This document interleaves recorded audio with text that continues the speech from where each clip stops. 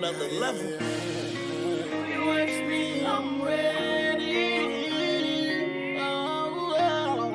If you ask me, I'm ready, yeah. If you ask me, if you ask me, if you ask me, yeah. If you ask me, if you ask me, oh, I was born for this. If you ask me, if you ask me, if you ask me, yeah. If you ask me, if you ask me. Coach Gibbs with Jackson here. We're going to show you how to operate these focus mitts. So, first things first, you got to keep in the boxer position as the holder. Don't just hold them out here like this like you see a lot of people do. You want to keep them hidden until you call a combo. When I call a shot, it's his job to deliver it on balance. It's my job to make sure that he's delivering it with balance. So what I'm saying is, if I move over here really quickly and I say one, if he throws a one right now off balance, that's a bad shot. So as a coach, it's my job to say, nah, that's not acceptable. His job is to make sure he doesn't do that again. So if I move here and I say one, he has to do, now you move, Jackson, to do your move. I want a one. One. See, he doesn't throw until he's in position. It doesn't matter how fast I say one. Don't rush out here and just throw out of position. If I go here once, still get in position before you throw it. If I go over here once, in position. Now between each shot, after every shot, you want to do something defensive, whether it's protect with roll.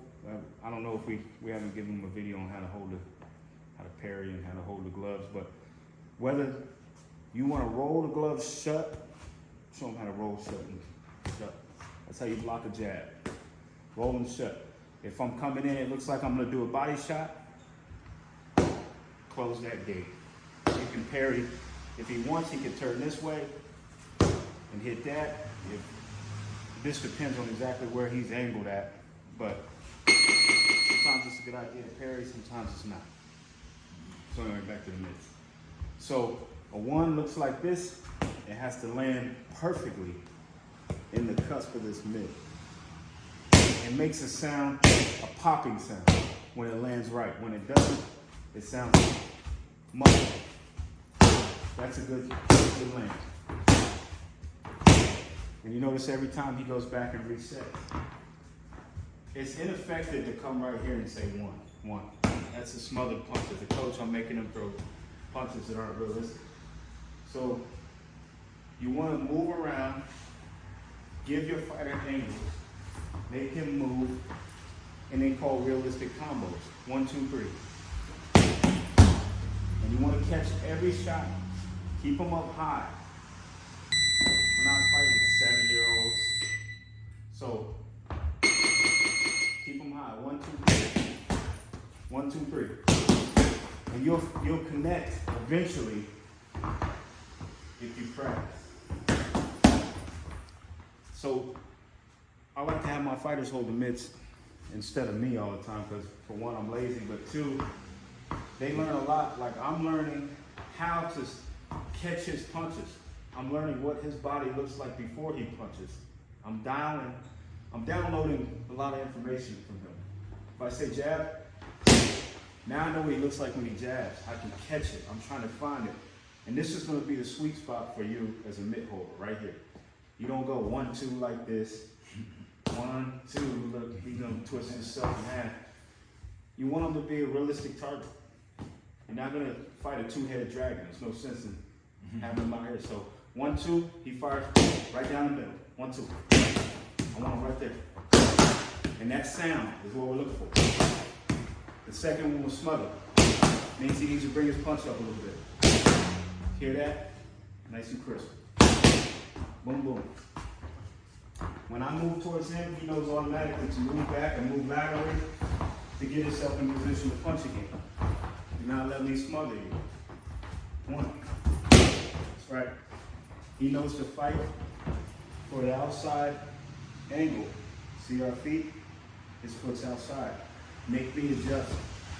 If I make him adjust, he loses. There you go. 1. That's right.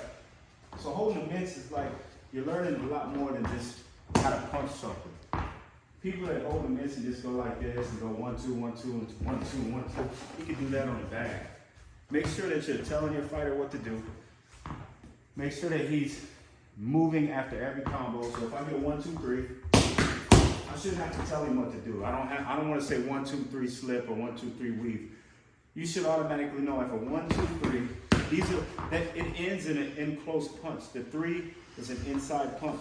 So it follows that you're going to slip. Weaving on the inside, weave. So what happens when you weave? Boom, you catch an inside punch, weaving inside instead of slipping. When you're inside, your slip game is what's important. Getting underneath the punches, because you're going to be getting knees inside and uppercuts. You're not going to be getting 1, 2s. Now when you're outside, if I call a 1, 2, he might weave. He might just weave, step back, anything. That's totally legal when he hits. So, 1, 2. So he can do what you would do to avoid long punches. Let's be realistic though. 1, 2, and then if he slips, and he slips instead of weaves from outside, let's see what happens. He slips, if I'm stepping in. Now let's see if he slips on the outside punch again. Boom! All I gotta do is adjust and shoot down, because he's outside. There's no sense in making this long movement. And then all you're doing is making me readjust my aim a little bit, and it's pretty much elementary for me to fire a shot that lands. So I think that's it. I think we covered everything. I don't know, maybe not, but there's the basics. If you have any questions, just hit us up, man. We'll try to answer them for you. Thanks for tuning in.